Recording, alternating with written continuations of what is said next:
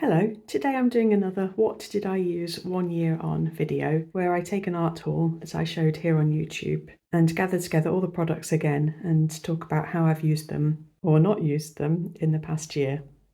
I think this has been one of my most popular art haul videos, and it was actually one of my most favourite group of art products that I'd purchased. I was away in France for a couple of months last summer, and so these were all the things which I'd ordered or been sent while I was away. So when I got back to England, this is everything that was waiting for me. One of the things I'd really been looking forwards to were these Paul Rubens Haiya Oil Pastels. I was going to buy these myself, but Paul Rubens actually sent me this set for free.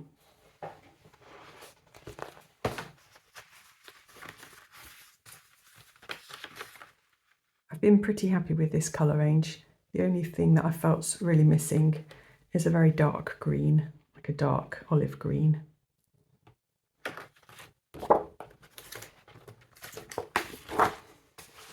But here's the set now. I don't use oil pastels a huge amount, and I very rarely use them for doing a complete painting. This is one picture that I did just using the Haiya Oil Pastels alone, not long after I got them, and it was a real enjoyable experience doing this. I really do enjoy using these, and I think overall they are my favourite oil pastels. I'd got some Sennelier oil pastels earlier in the year before getting these, and I much prefer using these to my Senneliers because they're more consistent and more opaque. I've discussed this in previous videos, and I'll link below to a couple of those videos.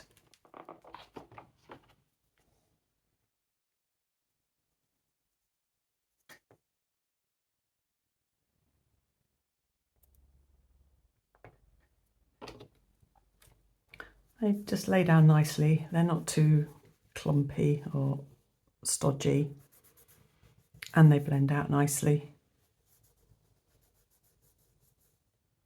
I sometimes think about what I would purchase if I lost all of my art materials for some reason, and this set would definitely make the cut. Just so you've got some context for my preference, I have a lot of the Sennelier oil pastels. I've got the Gallery Mungio oil pastels, the Montmartre Premium Extra Soft oil pastels, and I've also got a few Neo pastels and Holbein's oil pastels. Another thing from this particular art haul was a set of Faber-Castell Gelatos, and it's the translucent set. I keep them in this tin now, along with the Pastels Gelatos set. These aren't produced anymore, and in the UK you can mainly only get hold of them on Amazon, and they're really expensive. So I'd waited months and months for these to drop in price, and ended up being able to get them for about £25, which I was pleased with. They don't have any light-fast ratings, and I've not tested their light-fastness, but I have absolutely loved using them in my sketchbooks as part of mixed media pictures. My most favourite colours from the set have been kind of the more landscapey colours. So like this bergamot.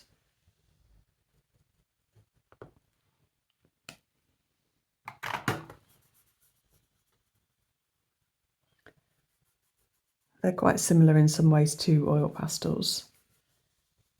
They just feel a little bit more watery, and also they're water soluble. This is the brush that came in the set, and I don't use it loads because I've mainly been doing watercolours, but it's not a bad little brush. It's kept its shape quite nicely.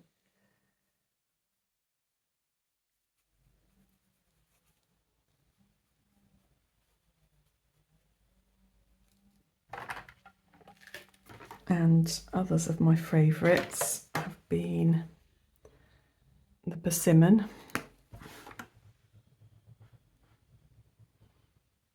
again just for highlights in landscapes. Then you might have also seen me using these. So the eggplant, oops, the olive, the hazelnut, and the turmeric.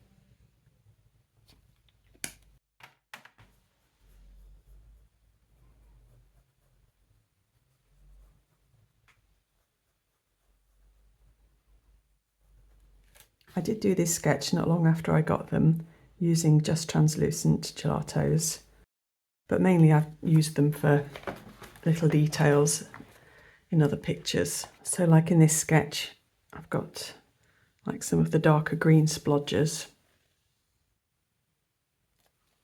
And then I can see this persimmon kind of up in the trees there. Yeah. There's some of the turmeric one, just using little dashes around.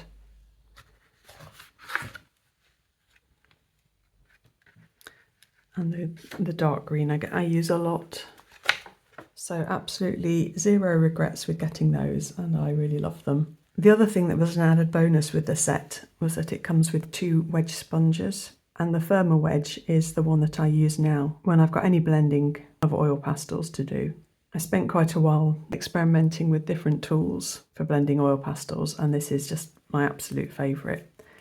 It's very, very firm, and it cleans off well in between uses.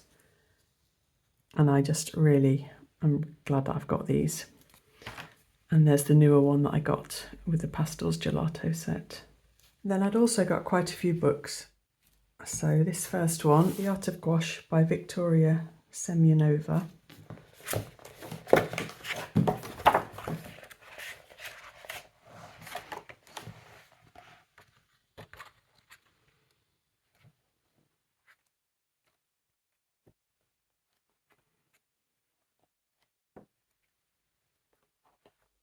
I really like her style, and I have flicked through it a few times.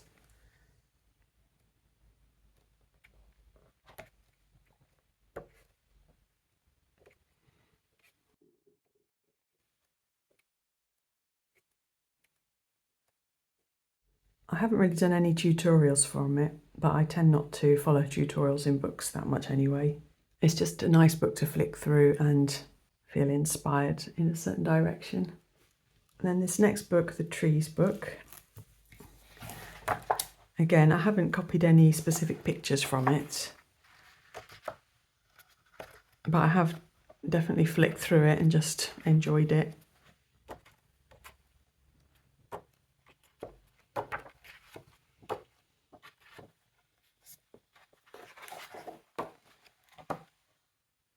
I think it's nice because the style's quite simplified, and it's useful for helping you get in the mindset of cutting out too much detail in your drawings.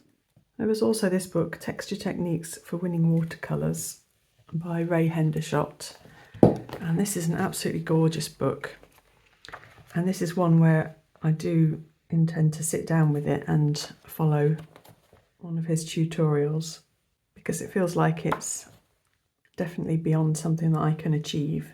I really do like it.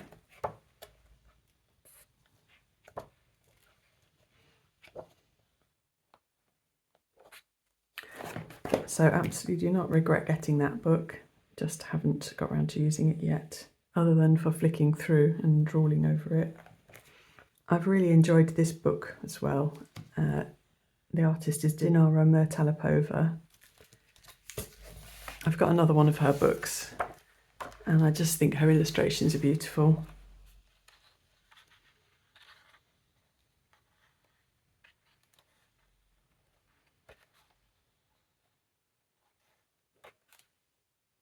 I have enjoyed looking at this book since I bought it.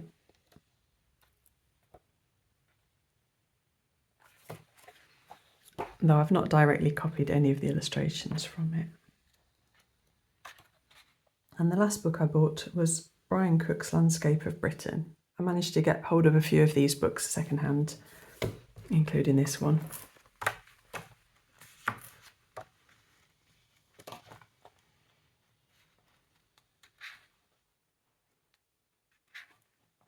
I just find his way with colours really quite different and interesting.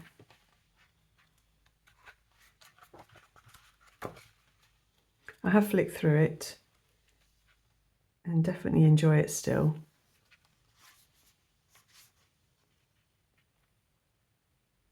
Though I haven't really been brave enough to use him for inspiration in the way that I would have liked to.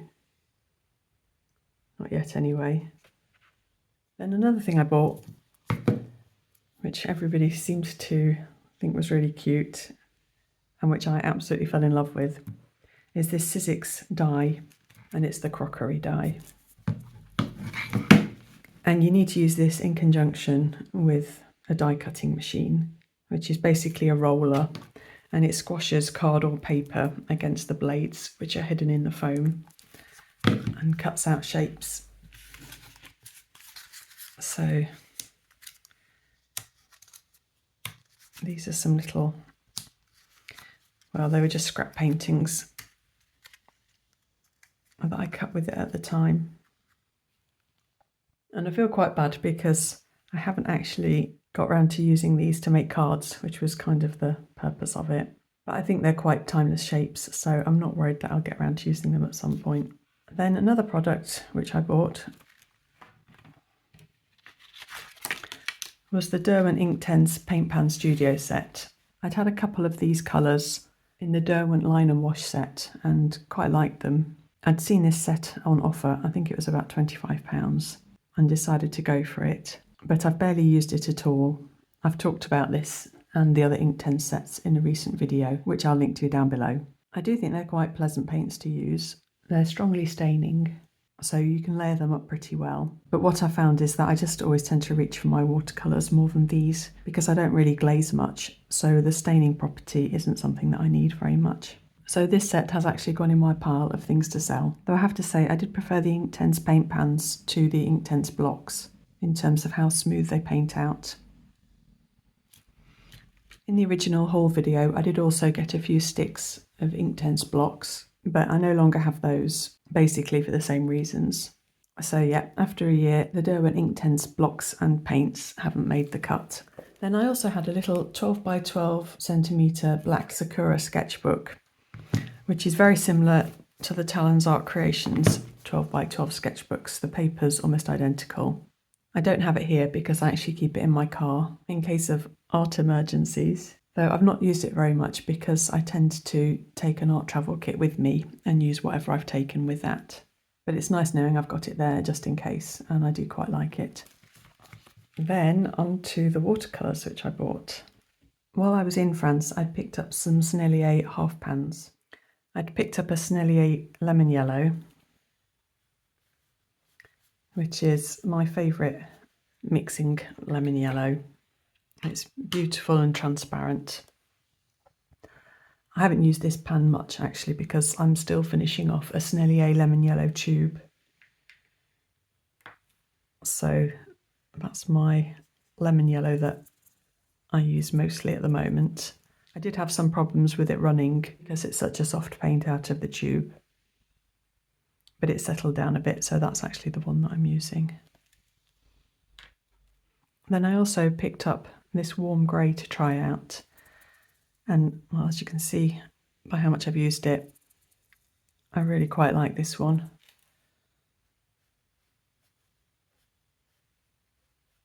I've just found it super useful for painting beach scenes, and I actually prefer it to buff titanium. I had buff titanium in my travel palette, but I've recently switched it out again because I was missing having the warm grey. Then there was Sennelier's turquoise green, which is just a nice no-nonsense turquoise. And the other two Senneliers, which I like, but which I haven't used a large amount, partly because I've not put them in my travel palettes, because I've been just trying out lots of other paints as well. This is Raw Sienna.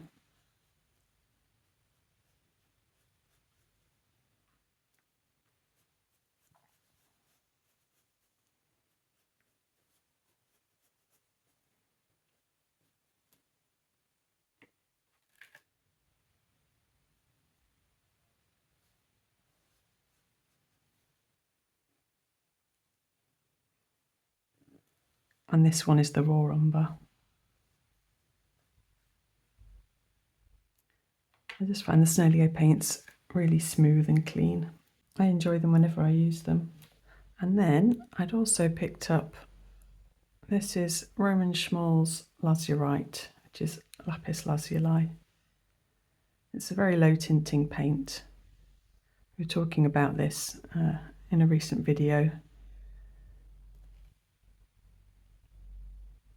The milkiness that you get with low tinting paints.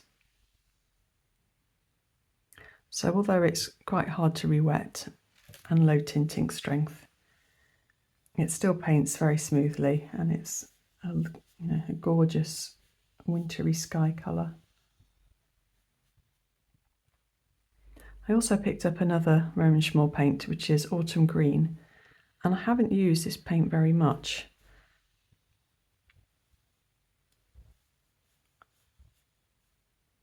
I mean, the quality of it's beautiful, and it's a really interesting paint. I think I just prefer other greens more when I'm painting landscapes. I like the initial colour of it, but I think I'm probably not overly keen on the orange undertones that come through when it granulates. Then I'd also bought Holbein's Grey of Grey.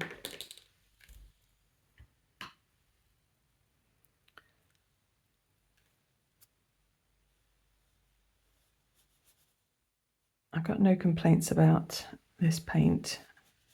It re-wets really nicely. It's a beautiful, delicate colour. I just haven't used it an awful lot.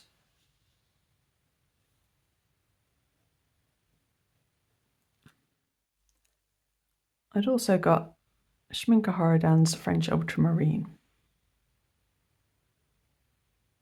And one thing I'll say is that I really do not enjoy Schmincke's lids. I find it the hardest brand to get the lid off, and they always get stuck. And I always end up like twisting it around.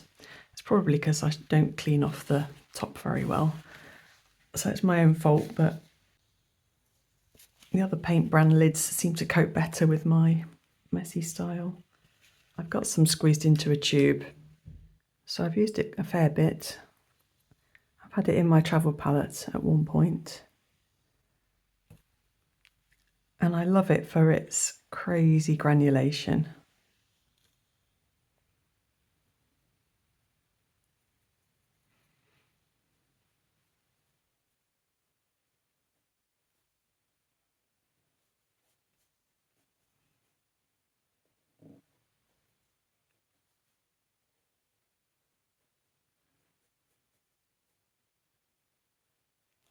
It's one of the most heavily granulating paints that I own, and I just think it's so much fun.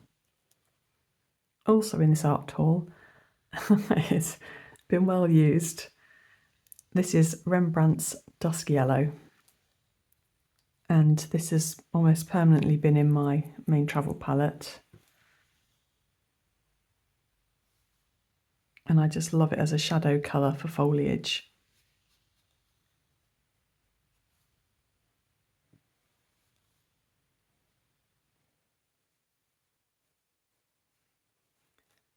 It's kind of like a very granulating, very warm perylene green equivalent. I had my first Holbein's Gouache in this lot as well, and I'd picked out the permanent white. I really like the Holbein gouaches, and I've bought quite a few more since this one.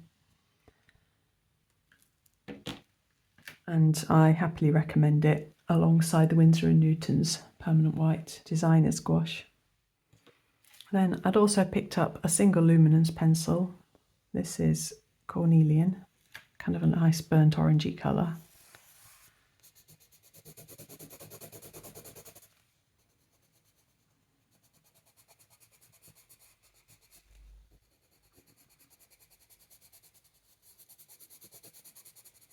I haven't used it loads, but I'm glad I've got it. It's a nice, kind of more subtle orange. And then I'd also picked up this Sennelier Gold oil pastel.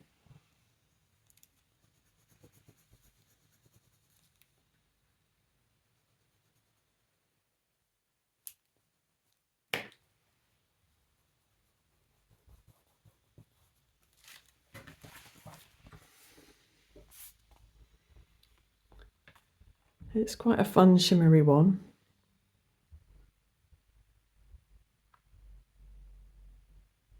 But I haven't actually had any call to use it over the last year. And here are the watercolours up close now that they've dried a little bit.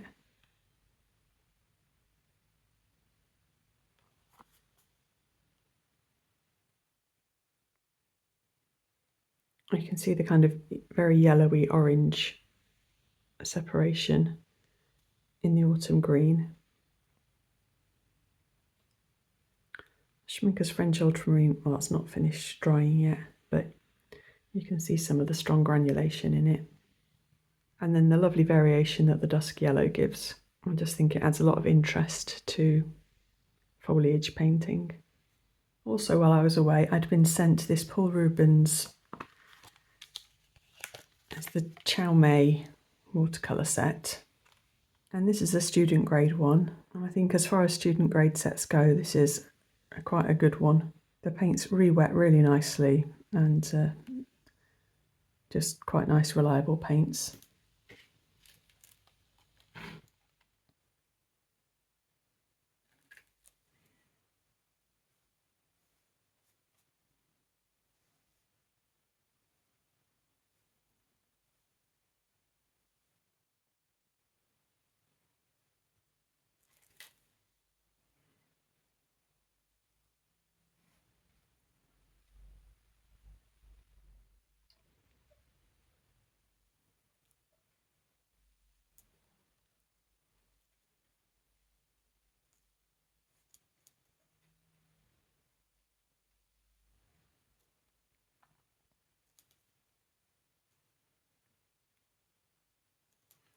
You can see that they re-wet and lay down quite nicely. I help run a women's group once a week and we do different art projects, so I actually keep this paint set in the bag that I take along in case anyone wants to do some painting. And I think this is a nice set to introduce them just to the feel of watercolour and let them have a good play. I think going back to the question of what would I buy again if I was starting from scratch with art materials, I probably wouldn't buy any student grade watercolours. I'd rather have a smaller number of professional watercolour paints. Just looking at these ones drying here, I don't know if it shows up in the video, but there's kind of, it's not the granulation pattern that I'm talking about, which you can see here, but there's kind of like a scaly flocculation pattern. And I don't particularly enjoy that. It happens with quite a few student grade sets. And I'd prefer to use watercolours where the light fastness has been tested to a reliable standard, but those are just my personal preferences. I was just thinking when I was taking this sheet off, that this will probably get turned into one of my abstract sheets that gets cut up into little cards that I've been showing in some previous videos. The very last thing from my art haul a year ago, and something that I was very excited about, were some paintbrushes. So first of all, there was this set of Princeton Neptune brushes. These are synthetic squirrel brushes. They are very soft and hold a lot of water. And alongside the silver black velvet brushes, these have become my absolute favourites. I've used this number 8 round so much over the last year. I happily recommend it to anyone and everyone. And this 1/2 inch square brush I've used a lot as well. It's just really enjoyable. I've used these two slightly less just because I haven't worked at a very big size at all, so I've not needed something quite this big. I'll just show you them though. I'm using Rosa Gallery's Bright Blue, and this is the number 6 quill.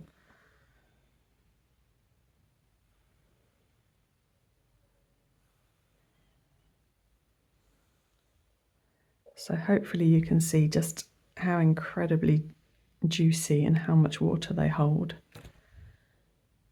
You can see the bristles kind of mould to the paper shape.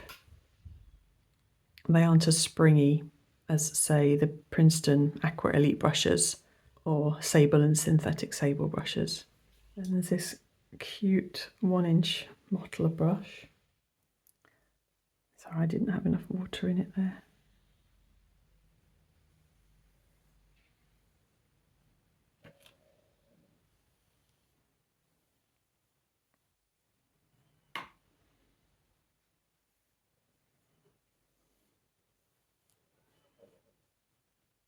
So incredible for large washes. Well, relatively large. This is A4 size.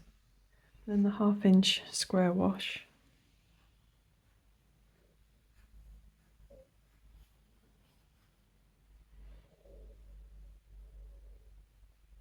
And the number 8 that I've used to do all of today's swatches.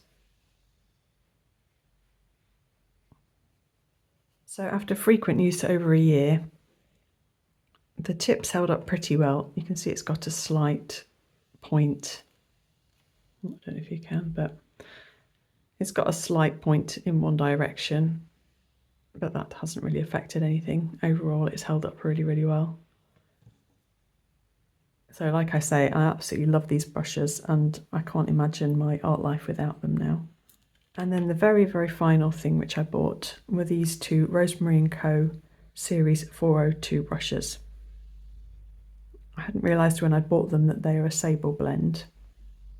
I don't have any other sable brushes to compare these to. The closest brushes that I'd say I've got to them are the Princeton Aqua Elite brushes. They don't hold quite as much water as synthetic squirrel or squirrel brushes, but they have more snap to their bristles and keep their shape better.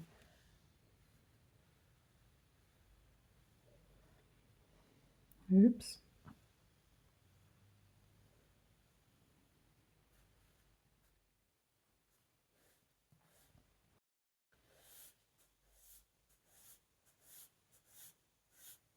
They've got quite a good controllable tip on them.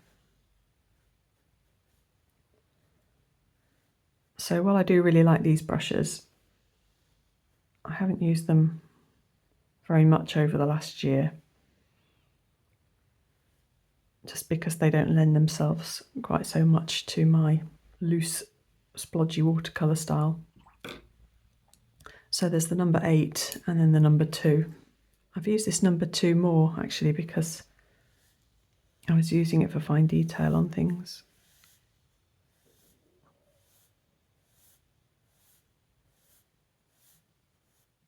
So I hope there was something of interest there. It's definitely enjoyable for me to have a recap like that. And this art haul definitely did produce some of my absolute favourite art materials. Thanks ever so much for watching. Bye!